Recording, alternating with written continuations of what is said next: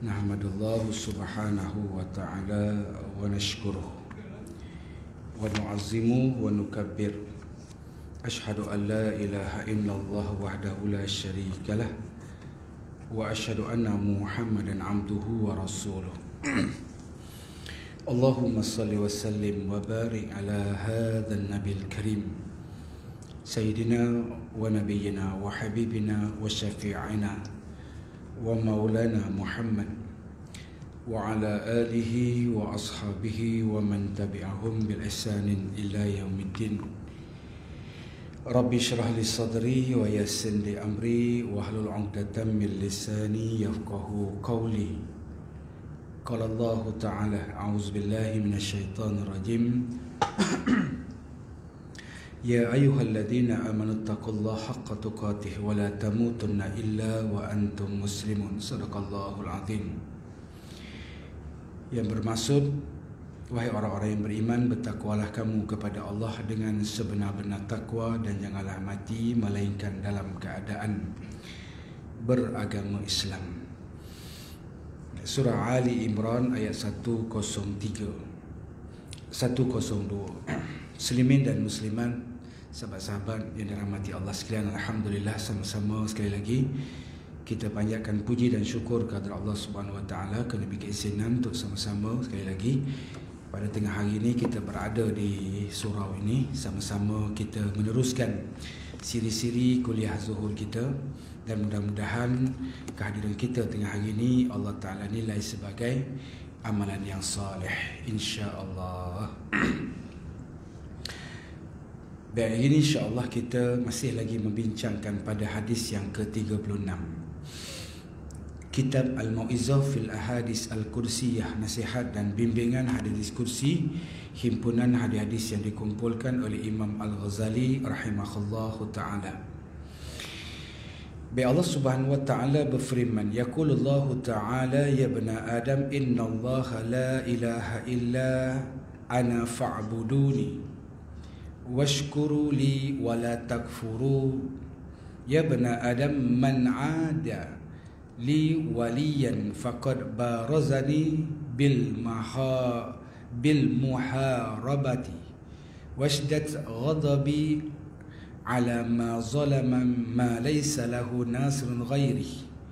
Man radiya bima qasamtu lahu baraktu lahu fi rizqihi wa ataitul dunya raghimatan wa in kana la uriduha atau kama qala.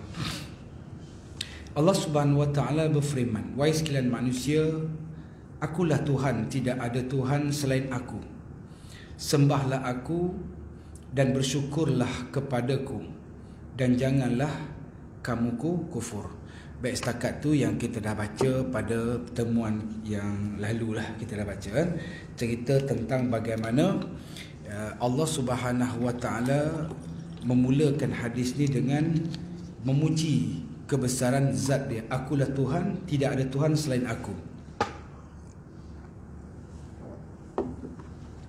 Dan Allah Ta'ala memerintahkan kita supaya berbanyakkan bersyukur kepadanya dalam bentuk perbuatan, syukur dalam bentuk perkataan, syukur dalam bentuk kita panggil hati kita.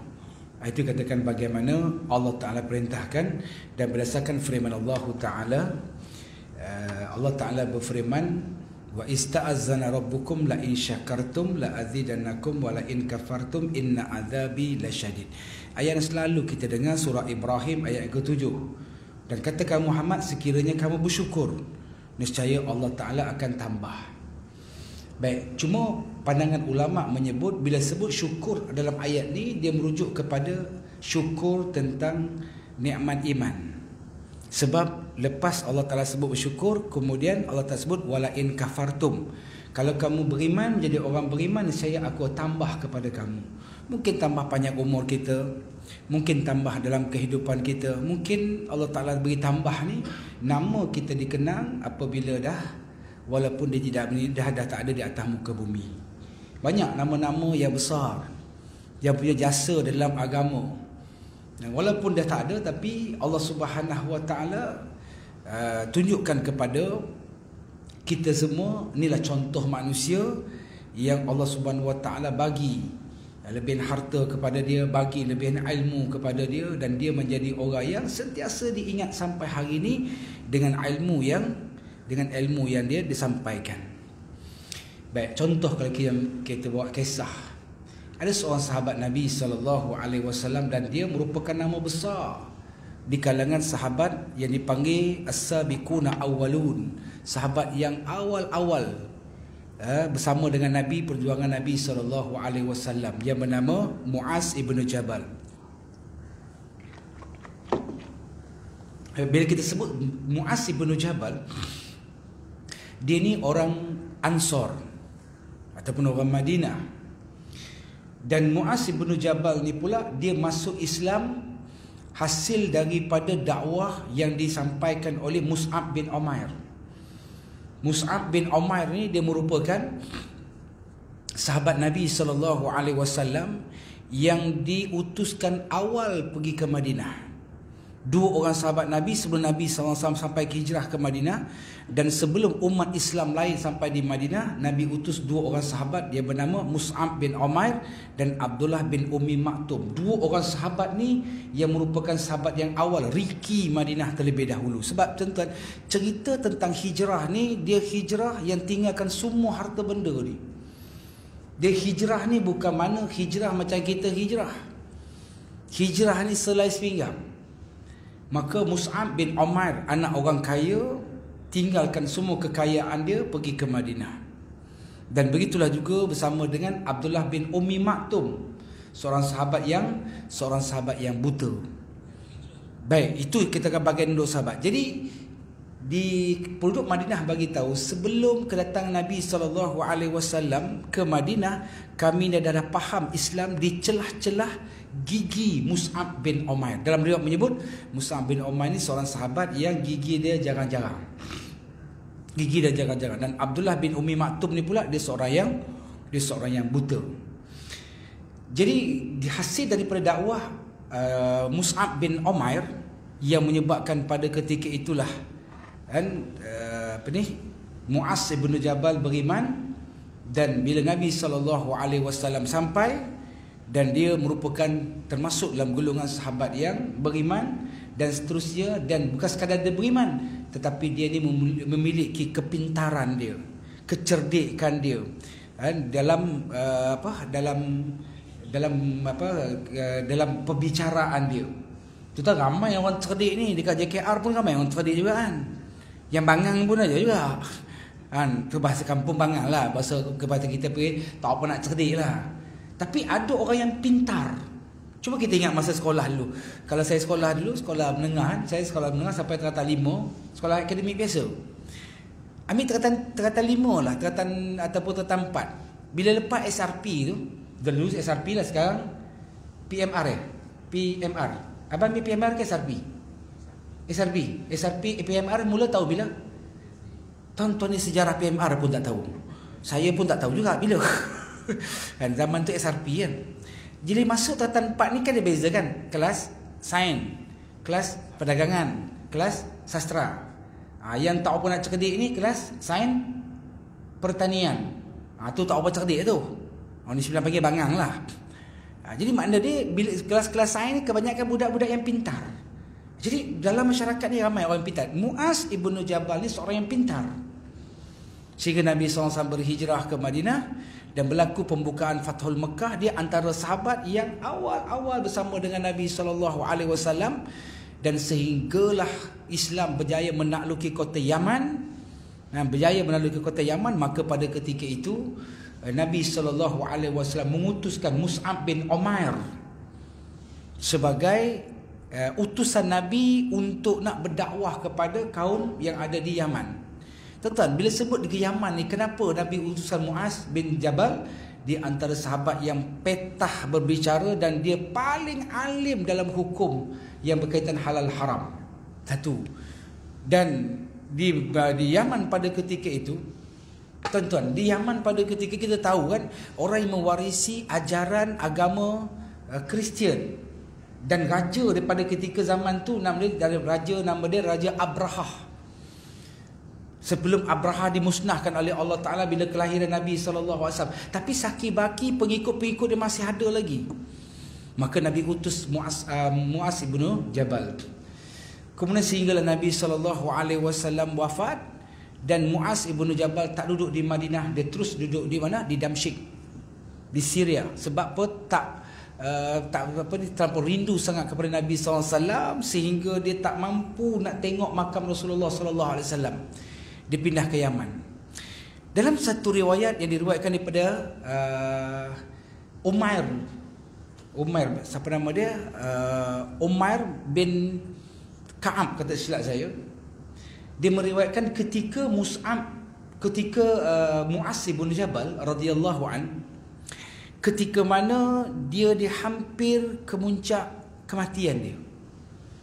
Tuan Mus'ab bin Umair ni, Allah Subhanahu Wa Taala takdirkan kepada dia orang yang baik, dia tuan-tuan.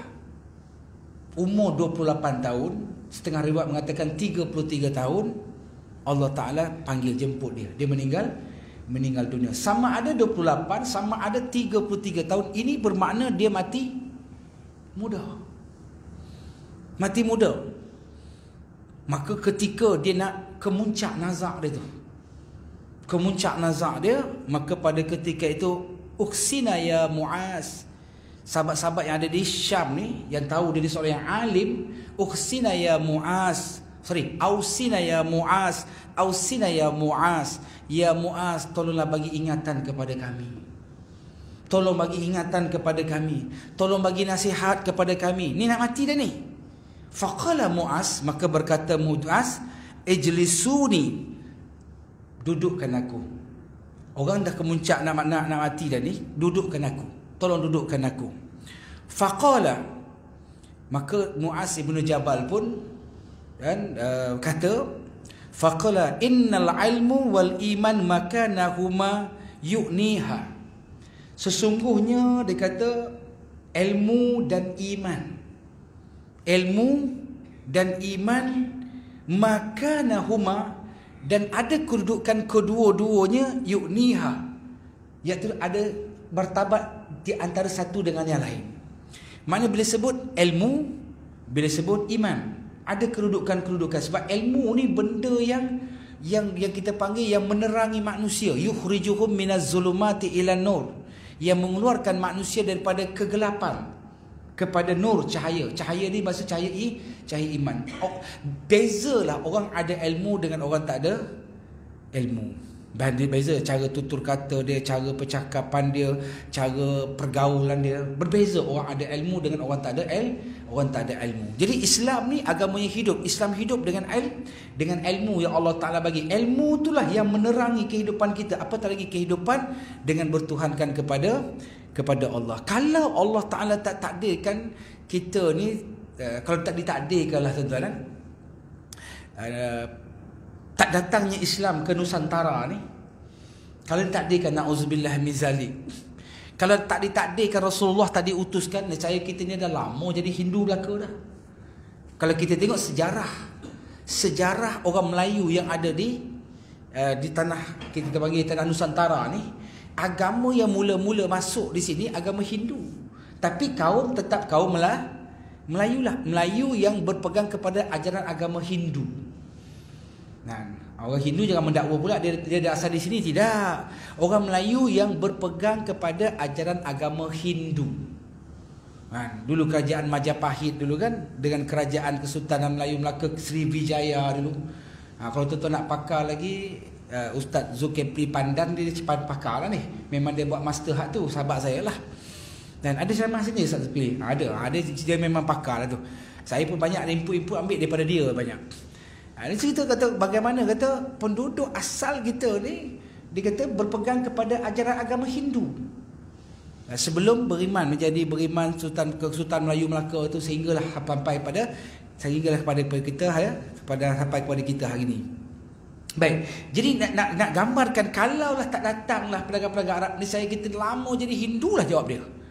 Sebab itu kita bersyukur dengan nikmat iman ataupun nikmat ilmu. Ilmu itulah yang kita dapat membezakan yang mana hak, mana yang batil, mana yang baik, mana yang buruk. mana yang kita panggil yang mendapat manfaat dan mana yang mendatangkan mudarat. Itu semua ilmu. Tuan, orang bila tak ada ilmu dia main ikut-ikutan sajalah. Selalu dia banyak yang ikut-ikutan ni masa bila pengalaman saya lah ketika mana berada di tanah suci. Di Mekah ni orang mengikut, dia buat boleh, dia ikut orang tu buat. Walhal dia tak mengikut apa yang dia belajar dari segi ilmu. Sebab itulah orang pergi umrah, pergi nak pergi haji. Orang pergi umrah rajin. Tapi kadang-kadang bila rajin tapi tak cukup ilmu. Ada kadang-kadang dah sampai Malaysia dah telefon saya. Saya ustaz rasa macam tertinggal satu pusingan masa tawaf. Tuan-tuan, saya tanya tawaf apa? Tawaf wada' ke tawaf sunat? Tawaf umrah. Saja saya tanya tawaf wada' atau tawaf sunat. Rupa dia tawaf umrah. Tawaf umrah bila terbatal, tak cukup satu pusingan, bermakna dia masih lagi dalam ihram. Bila dalam ihram, tapi saya buat sa'i dah Ustaz. Sa'i itu tak sah. Sebab syarat dia kita panggil tertib pada kebanyakan rukun itu, mestilah sempurna tawaf baru sa'i. Tadi sa'i tawaf tak sempurna. Macam mana nak buat sa'i? Sa'i tu penat saja ya. Habis tu nak macam mana Ustaz? Nak macam mana Ustaz? Dah sampai Malaysia dah ni. Tuan-tuan wajib buat tahlul ihsar. Okeylah buat tahlul ihsar. Tahlul ihsar ni apa dia? Sembelih seekor kambing. Nak membebaskan diri kita daripada ihram umrah. Habis tu kambing tu nak sembelih kat mana? Dekat tempat di mana kita berihsar, di mana kita sempat sembelih. Saya kerja JKR Ustaz, sembelih dekat JKR. Habis tu daging itu bagi dekat orang JKR. Termasuk Ustaz ceramah juga, jangan lupa. Ustaz pun nak juga. Contoh kan tempat di mana kita berihsan. Itu kalau tak ada ilmu macam mana agak dia? Bila kata ada ilmu, Allah kita ada penjelasan. Itu katakan mengeluarkan kita daripada kejahilan kepada ketaatan kepada Allah Subhanahu Wa Taala. Dan iman, dia kata, dan kedudukan iman. Iman tu ilmu dan iman ni satu kedudukan yang cukup tinggi. Tuan, bila kita sebut dalam surah Al-Mujadalah, Allah Ta'ala berfirman, yarfa'illahil ladhina amanu minkum walladhina utul ilma darajat. Sesungguhnya Allah Ta'ala meninggikan orang-orang yang beriman di kalangan kamu dan orang-orang yang memiliki ilmu dengan beberapa darjat.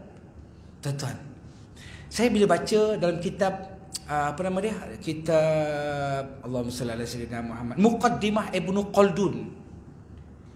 Muqaddimah Ilmu Khaldun. Ibnu Khaldun ni dia punya kitab muqaddimah saja. Tuan-tuan faham kan muqaddimah? Permulaan, pendahuluan. Depan ni tak ada kitab Quran satuan. Dia kalau ada Quran dia lebih kurang macam ni lah. Ni Muqaddimah Ibnu Khaldun ni tebal. Ni muqaddimah. Muqaddimah dia tebal ni. Ya. Dia punya syarah dia 25 jilid. 25 besar ni tuan. Tuan-tuan agak-agak kalau yang ni baca ni bimbingan mukmin ni berapa hari boleh baca ni tuan? Memang tak boleh baca Ustaz. Baca 3 line ngantuk dah Ustaz. Ini kita mesti Muqaddimah Ibnu Khaldun. Makna dia otak dia cerdik macam mana Ibnu Khaldun ni. Dia menyebut ketinggian ilmu seseorang tu, dia punya tinggi di sisi darjat di sisi Allah. Darjat tu dia bukan tingkat. Kalau tingkat ni macam bangunan JKR. Tingkat 2, tingkat 3, tingkat 4, tingkat 5 sampai tingkat 88 pula apa? 18. 20, 17. Sampai 17.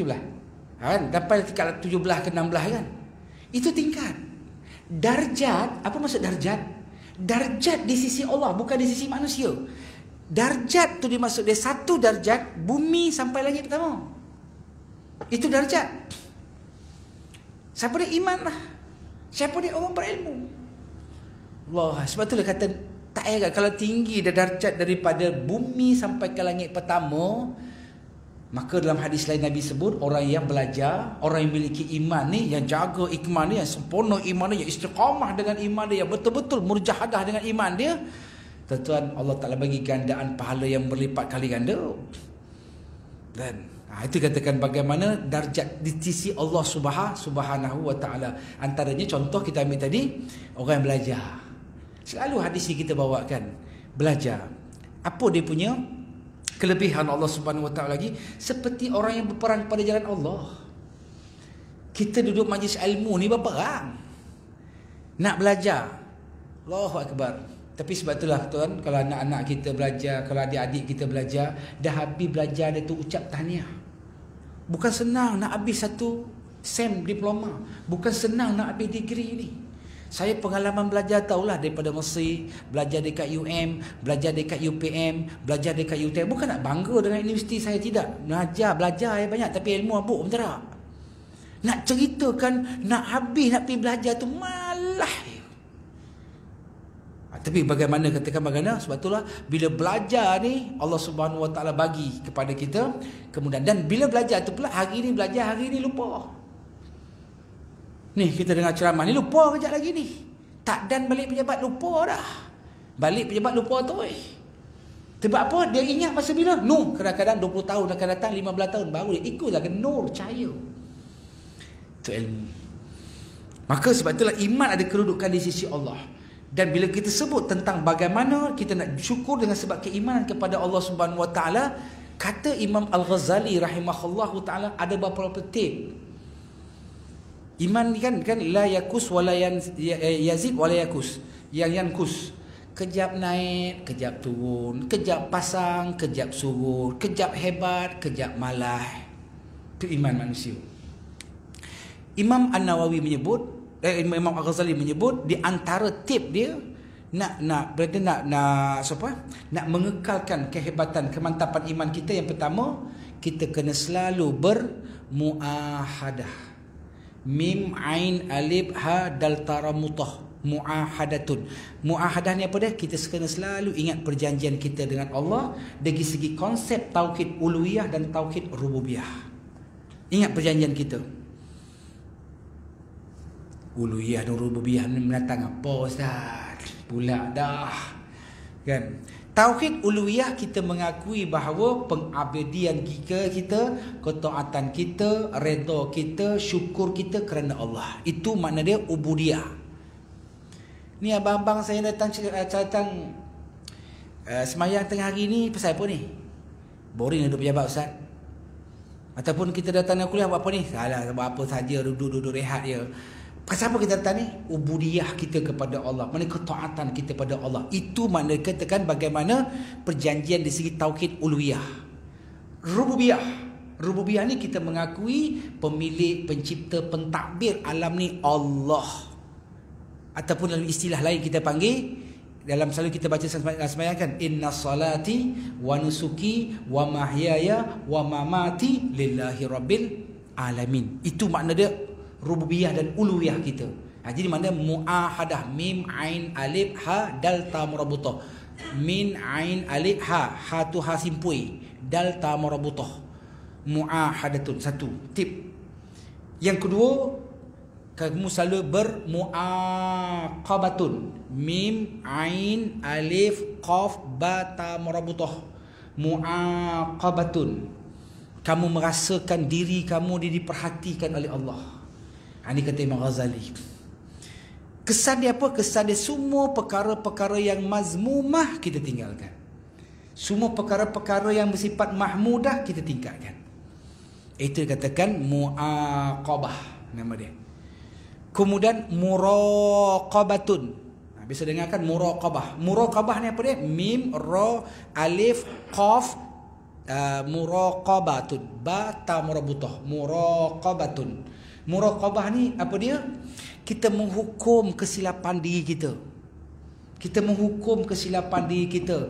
Sebab dosa yang dibuat oleh seorang hamba ni, dia sifat dia Rabbaniyah. Kan? Selalu saya ulang sebut. Selalu dia bersifat ketuhanan. Kita langgar hukum manusia, kita rasa tak bersalah. Kita langgar hukum Allah, kita rasa berdosa. Itu makna dia Rabbaniyah. Baik, jadi kita muraqabah, bila sebut muraqabah mim ra alif qaf ba ta marabutah, muraqabah kita menghukum kesilapan-kesilapan yang kita dah lakukan.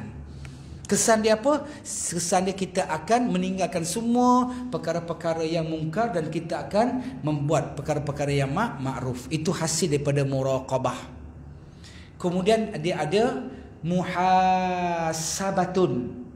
Muhasabah mim ha Alif sin ba ta marbutoh, muhasabah. Selalu ingat kan? Ni dah okay, baik, pagi ni kita muhasabah diri kan, ada kan muhasabah ni apa dia, cuba cek apa yang telah kita buat. Selalu para ulama menyebut apa yang telah kita buat tentang, yang pertama disebut tentang masa, ilmu, masa muda, masa apa, harta benda, masa lapang, itulah semua kita muhasabah.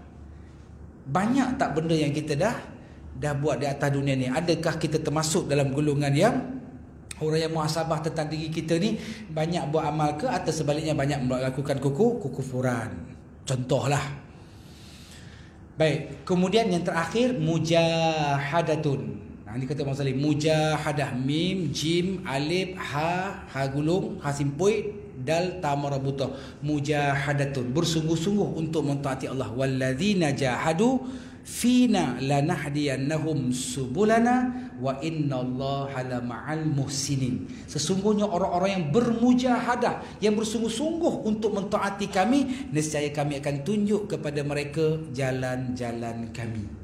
Sesungguhnya Allah Ta'ala berserta dengan orang-orang yang nak melakukan kebaikan. Ini cerita tentang bagaimana kedudukan iman. Kata kata Muaz ibnu Jabal radhiyallahu an. Dan kata Muaz Muaz ibnu Jabal lagi, dia menyebut wajadahuma yaqudu salasatu marrah. Dia sebut tu 3 kali, iman dan ilmu tu, ilmu dan iman tu dua benda yang penting. Dia sebut 3 kali dekat sahabat-sahabat yang suruh bagi nasihat dia ni. Kemudian watalbisu ilmu inda arbatur ruh, maka carilah ilmu ni kepada 4 orang. Yang pertama, kamu belajarlah dengan Abi Darda. Yang kedua, belajarlah dengan Salman Al-Farisi. Yang ketiga, belajarlah dengan Ibnu Mas'ud. Dan yang keempat, belajarlah dengan Abdullah bin Salam. Ini 4 nama ni, nama sahabat-sahabat yang besar radhiyallahu anhum ajma'in. Baik, nama yang pertama Abi Darda. Biasa dengar Abi Darda. Cukup popular hadis. Apa yang belajar kitab hadis ni, bila sebut nama Abi Darda ni, subhanallah, nama besar. Seorang yang cukup zuhud kehidupan dia. Zuhud dia macam mana? Hari ni dia dapat gaji, hari ni juga dia habis. Dia orang dulu gaji hari-hari. Tonton dikajikan gaji sebulan 2 kali. 2 kali ke sekali? Sekali ya. Oh, kerjaan kan. Ada jenis pejabat dia bagi sebulan 2 kali. Ya. Tak apalah, kita sebulan dapat gaji sebulan, habis sebulan kan. Yang dia ni Abi Darda ni, hari ni dia dapat, hari ni juga dia habis. Zuhud dia tu. Dia kata dia takut bila hari ni tak habiskan, bagi hari tak bagi, dia kata aku takut kau mati dalam keadaan aku ada lagi berhutang. Sebab itulah zaman Sayyidina Osman Ibn Affan, dia dilantik menjadi gubernur. Dia bila lantik jadi gubernur, tak lama dia pergi gubernur. Sebab apa? Zuhud dia tu, dia hari ni dapat, hari ni juga dia perhabis. Sampai dia kata, wahai Abi Darda, bukan tak boleh perhabis hari ni, simpanlah untuk keperluan-keperluan. Dah, biarlah Allah dan Rasul yang menentukan. Sampaikan isteri dia pun, dan dia tak ambil kira. Sehingga satu hari, dia zuhud tak zuhud dia Abi Darda ni.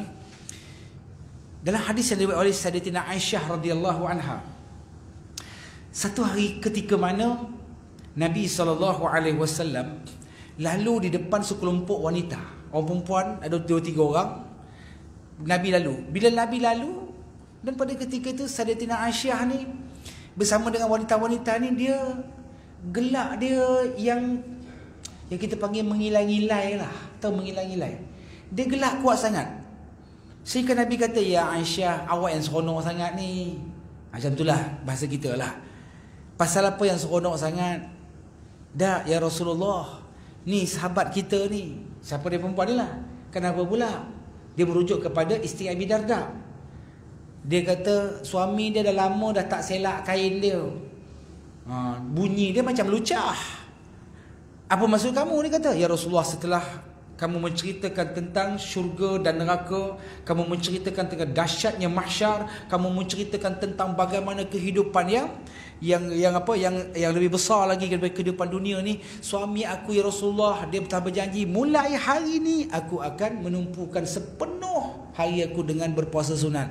Malam aku akan berqiyam mulai, aku akan baca Quran, aku akan tak tengok langsung hal duniawi ni sampaikan aku takkan sentuh isteri aku. Dia kata suami dia dah lama tak sentuh dia lah. Rasulullah panggil sahabat, pergi panggil Abi Darda ni. Tanya kepada Abi Darda, wahai Abi Darda, adakah kamu sedang berpuasa? Ya, aku sedang puasa. Apakah kamu sedang beriktikaf dalam masjid? Ya, aku sedang beriktikaf. Adakah kamu, dia kata, dah lama tak balik rumah? Ya, dah lama tak balik. Adakah kamu lama tak sentuh isteri kamu? Ya, dah lama Rasulullah. Memang aku menceritakan takutnya aku tentang bagaimana azab Allah. Dan Rasulullah kata, wahai Abi Darda, kamu balik sekarang juga ke rumah. Dan kamu sentuh isteri kamu sekarang juga, tengah-tengah hari pun tak apalah. Sebab apa? Di situ ada hak isteri kamu. Itu Abi Darda kata, hebat dia zuhud tak zuhud di kehidupan dia. Sehinggalah dia meninggal dunia. Dan isteri dia dipinang oleh Muawiyah bin Abi Sufyan, pun nama besar juga, penulis wahyu Rasulullah sallallahu alaihi wasallam. Muawiyah bila nak pinang isteri Abi Darda, dia beritahu, isteri dia beritahu, aku isteri Abi Darda di dunia dan di akhirat. Hebat tak hebatnya Abi Darda ni, itu nama besar. Belajarlah kamu ilmu dengan Abi Darda. Yang kedua, kata Muaz ibn Jabal, kamu belajarlah ilmu dengan Salman Al-Farisi. Pun ni nama besar juga. Salman Al-Farisi dia daripada Parsi, pindah semata-mata nak belajar agama, pindah ke Syam. Daripada Syam pindah pula ke Mausil, nama tempat. Lepas Mausil pindah pula kepada Manshibin, nama tempat. Kemudian pindah balik ke Syam. Last kali pindah ke Amuriyah dan pergi ke Bursa. Bursa tu mana? Sempadan. Bushra. Sempadan di antara Jordan dengan Syam tu. Dan akhirnya dia jumpa pedagang daripada Mekah nak cari Muhammad sallallahu alaihi wasallam, dan dia ni pula kebetulan dia dapat mewarisi harta padri Kristian yang dah meninggal dunia, dan padri ni banyak harta. Tuan-tuan, padri Kristian dia tak menikah. Kalau Yahudi dia punya bishop, kita panggil kan. Bishop tu yang pakai yang pakai topi Hitler dengan rambut dia segmen panjang macam tu kan. Itu Yahudi, dia punya sebagai bishop dia kahwin. Padri Kristian tak kahwin. Kalau kita tu imam lah. Tu imam kahwin tak? Kadang-kadang sampai 4 ustaz. Kita tu imam kahwin. Yang tak kahwin ni Kristian. Kan? Kristian tak kahwin. Betul tuan, Imam Masjid Aqsa, Syekh Yusuf kan. Imam Masjid Aqsa tu bini 4. Bini 4. Dan bila tanya dia, bini pertama dia memang itulah, bini kedua, bini ketiga, 4, semua kebanyakan isteri para syuhada. Dia kata nak bantu tujuan nak jaga anak yatim. Itu Imam Masjid Aqsa lah. Alhamdulillah saya baiklah juga dengan dia. Jadi tu cerita Salman Al-Farisi ni. Akhirnya dia dapat harta tu, dia nak aku boleh bagi pada kamu upah, tapi tolong bawa aku nak pergi ke Madinah. Dan sampai di pertengahan jalan, semua harta dia termasuklah dengan unta-unta dia dirampas oleh musyrikin Mekah, dan akhirnya dijual Salman Al-Farisi ni kepada Yahudi di Madinah. Di Madinah kan masa ketika itu Bani Qainuqa, Bani Khairuzah dan Bani Nadir tu. Jadi bila jual dekat Yahudi ni, sehinggalah kedatangan Nabi sallallahu alaihi wasallam, dan Nabi sampai di Madinah, dia ada di situ dengan Yahudi. Sampailah dia beriman secara senyap-senyap sebelum dia dimerdekakan setelah 4 tahun di bawah menjadi hamba kepada Yahudi. Itu Salman Al-Farisi, dan dia memang seorang yang cukup alim. Salman Al-Farisi, selain daripada itu Allah Ta'ala bagi umur dia yang panjang. Dan saya alhamdulillah dah 2 kali dah pergi lawat makam Salman Al-Farisi di Bukit Zaitun. Di mana? Di Palestin. Salman Al-Farisi. Baik. Yang ketiga, kamu belajarlah dengan Ibnu Mas'ud. Tuan-tuan, kita biasa dengarkan nama Abu Jahal. Abu Jahal dalam perang Badar, siapa yang bunuh bagi mati ni? Abdullah bin Mas'ud lah. Dan Abdullah bin Mas'ud ni seorang yang OKU kita panggil. Dia ni kecil, kemudian pendek. Dah lah badan kecil, pendek pula. Dia punya halusnya, dia punya apa? Dia atas kita ni paha, bawah paha pergi lutut dia. Betis. Dia punya betis tu halus ya. Satu hari ketika Nabi SAW masuk di satu tanah perkebunan milik Abu Talhah. Kebun Abu Talhah, kebun kurma lah. Dan masa tu kebun kurma telah berbuah. Rasulullah panggil, ya Abdullah bin Mas'ud, kamu ambil panjat pokok. Orang Arab bila panjat pokok, dia pakai jubah. Bila pakai jubah tu mestilah dia angkat kemudian dia ikat dekat pohon tu. Bila naik saja, sahabat-sahabat tengok dia punya betis Abdullah bin Mas'ud ni halus ya. Sahabat-sahabat gelak. Nabi SAW beritahu, Nabi SAW bersabda, kamu tengok halusnya betis Abdullah bin Mas'ud, begitulah halusnya apabila dia mentafsirkan satu ayat Quran, sehingga sampai hari ini antara tafsir yang terbaik iaitulah tafsir yang ditafsirkan oleh Abdullah bin Mas'ud di kalangan sahabat Nabi SAW. Itu Abdullah bin Mas'ud radhiyallahu anhu. Baik, itu yang ketiga, kamu belajarlah dengan Abdullah bin Mas'ud. Dan yang keempat, kamu belajarlah dengan Abdullah bin Salam.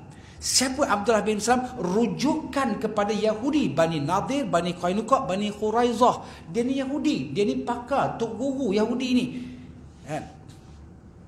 Dan pada ketika itulah, ketika mana dia beriman dengan Nabi SAW, Nabi pesan 3 pesanan ni kepada Abdullah bin Salam. Orang yang cerdik, yang hebat ni.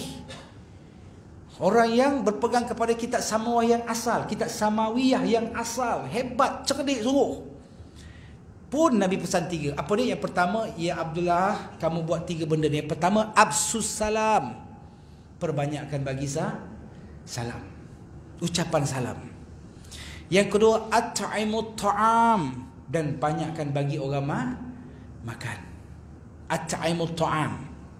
Dan yang keempat, qiyamul lail, bangun Yang ketiga, bangun malam. 3 pesanan Nabi SAW kepada Abdullah bin Salam.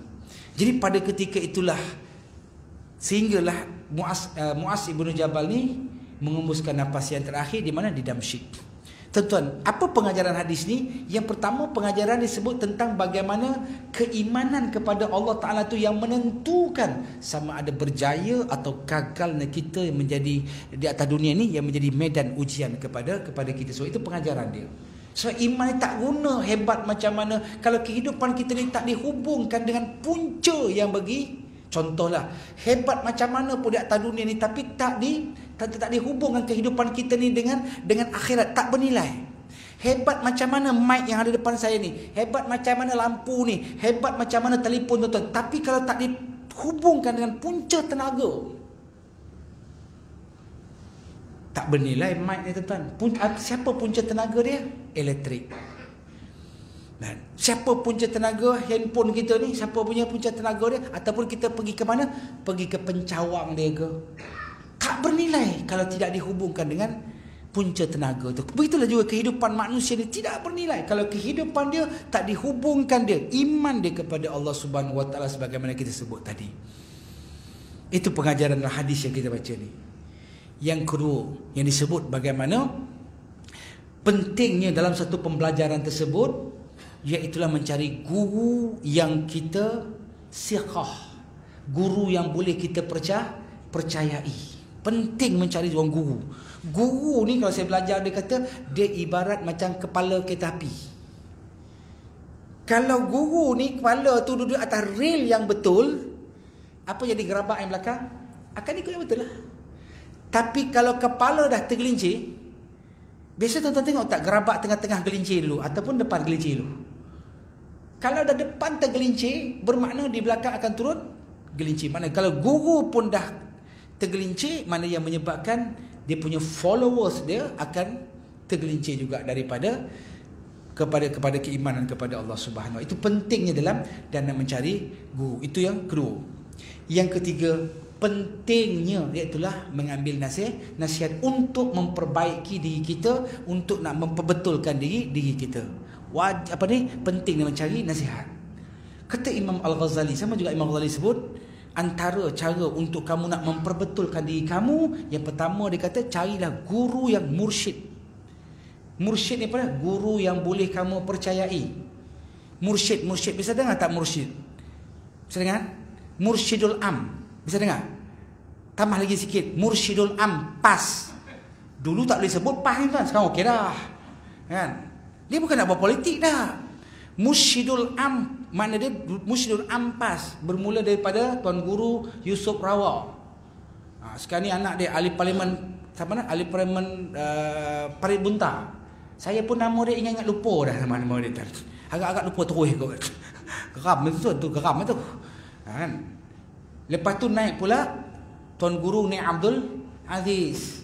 Lepas tu naik pula Tuan Guru Datuk Harundin wafat. Kemudian naik pula sekarang ni Tuan Guru Hashim Yassin. Itu mursyidul am, makna dia guru yang kamu percayai. Tuan-tuan, daripada senarai ustaz-ustaz yang ceramah ni tak ada seorang guru yang boleh kita percayai.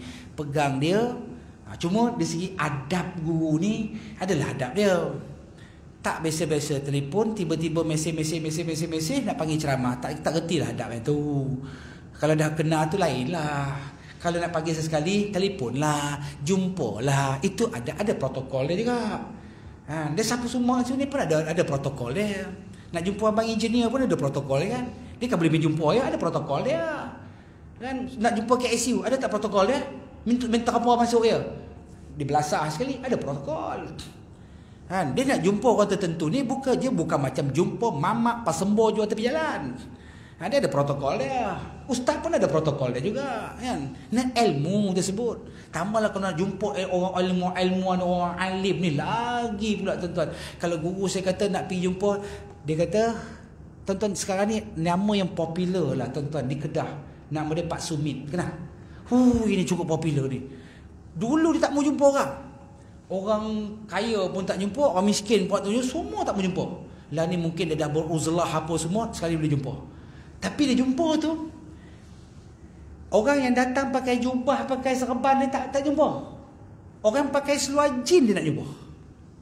Sebab orang pakai jubah serban dia takut dia depan tu kan, makna dia takut berlakon. Takut macam tu je. Ada orang jumpa nak itu, jumpa minta ni, jumpa dia tak apa.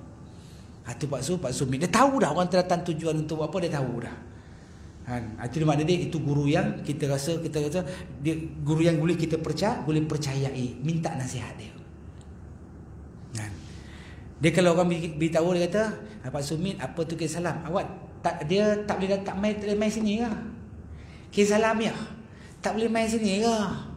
Susah sangat ke nak main? Kisah salam ya. Dia cukup marah tu. Itu adab. Dan nak jumpa tu guru dia macam mana kata? Tuan-tuan nak jumpa tu, baca bismillah, baca Fatihah sekali, qul huwallah 3 kali, bismillahirrahmanirrahim, start kereta, sup jalan. Ada rezeki kita, tak ada tu dah. Tu cara nak jumpa tu guru tu. Ada guru, ada cara-cara dia. Yang kedua, guru pun tak ada, carilah seorang kawan yang mana kawan boleh tengok kita buat silap, dia boleh tegur kesilapan kita. Ada tak kawan kita yang tegur kesilapan kita? Man, kawan aku tengok semayang ni kadang-kadang semayang, kadang-kadang tak, on and off. Kau ni lelaki ke perempuan ni, Man? Tu mana boleh tegur lah. Ada tak kawan-kawan kita yang tak semayang tu? Ramai. Kalau dinisbahkan dengan tak semayang ini, ramai. Ramai sungguh. Baik, itu yang kedua. Cari kawan yang boleh tegur kesilapan diri kamu. Jangan cari kawan yang mengampu. Ada juga jangan mengampu ni. Dia kalau mengampu sikit-sikit tak apa, ni mengampu sampai terbalik kan. Ada juga. Dia kalau nak jack sikit-sikit sudahlah. Janganlah jack pelan-pelan bertegur sangat. Kereta tuan-tuan, kalau tayar pamcit kita jack dah. Kita jack sikit sudahlah. Nak sekadar nak keluar tayar. Jangan jack sampai habis terbalik kereta. Itu melampau lah tu. Faham ke bahasa saya ni? Faham ke tidak? Saya pun tak faham. Orang jadi betul ni. Itu dua kawan. Yang ketiga, kawan pun payah nak jumpa ustaz. Tak apa, kata Imam Ghazali, kamu pergilah mana-mana tempat orang yang menceritakan tentang Al-Quran, orang cerita tentang hadis, mana-mana orang cerita tentang benda yang baik, cuba kamu buat. Mana-mana cerita benda yang tak elok, kamu tinggalkan. Itu cara kamu nak memperbetul diri kamu, kata Imam Al-Ghazali. Sebab apa? Supaya kita ni tidak tersasar daripada landasan, dan supaya kita termasuk dalam golongan di sebelah hadis yang kita baca ni, iaitulah golongan orang yang bersyukur dan tidak termasuk dalam golongan orang yang kufur. Baik. Kemudian firman Allah Ta'ala lagi, wahai manusia, sesiapa yang memusuhi kekasihku, maka samalah hal dia menyembunyikan genderang pedang untuk memerangi aku. Yang ni insya-Allah kita akan sambung pada pertemuan yang akan datang. Jadi mudah-mudahan apa yang kita kongsikan pada tengah hari ini ada manfaat insya-Allah Subhanahu Wa Ta'ala. Terkasar terkurang kelemahan diri saya sendiri. Terima kasih atas segala perhatian. Mohon maaf atas segala kekurangan. Usikum wa nafsi bitaqwallah. Aku qouli hadza astaghfirullahalazim li wa lakum. Assalamualaikum warahmatullahi wabarakatuh.